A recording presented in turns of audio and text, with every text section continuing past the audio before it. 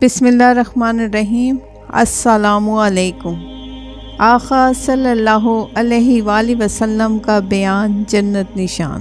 حضرت سیدنا سلمان فارسی رضی اللہ تعالیٰ عنہ فرماتے ہیں کہ محبوب رحمان سرور ذیشان رحمت العالمین مکی مدنی سلطان صلی اللہ علیہ وآلہ وسلم نے ماہ شعبان کے آخری دن بیان فرمایا، اے لوگوں، تمہارے پاس عظمت والا مہینہ آیا، وہ مہینہ جس میں ایک رات ایسی بھی ہے جو 1000 مہینوں سے بہتر ہے۔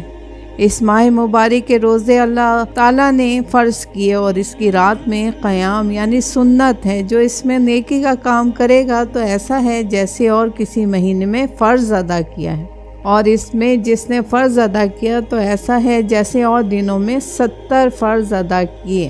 یہ مہینہ صبر کا ہے اور صبر کا ثواب جنت ہے، اور یہ مہینہ غمخواری اور بھلائی کا ہے، اور اس مہینے میں مومن کا رزق بڑھا دیا جاتا ہے۔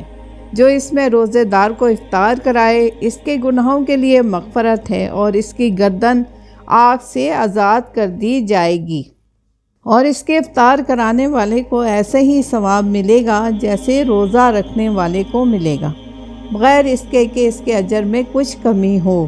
ہم نے عرض کیا، یا رسول اللہ صلی اللہ علیہ وآلہ وسلم، ہم میں سے ہر شخص وہ چیز نہیں پاتا جس سے روزہ افطار کروائے۔ آپ صلی اللہ علیہ وآلہ وسلم نے ارشاد فرمایا، اللہ تعالیٰ یہ ثواب تو اس شخص کو دے گا جو ایک گھونٹ دودھ یا ایک کھجور یا ایک گھونٹ پانی سے روزہ افطار کروائے، اور جس نے روزے دار کو پیٹ بھر کر کھلایا اس کو اللہ تعالیٰ میرے حوض سے پانی پلائے گا، کبھی پیاسا نہ ہوگا، یہاں تک کہ جنت میں داخل ہو جائے گا۔ یہ وہ مہینہ ہے کہ اس کا اول ابتدائی 10 دن رحمت ہے، اور اس کا درمیانی 10 دن مغفرت ہے، اور آخری 10 دن جہنم سے آزادی ہے۔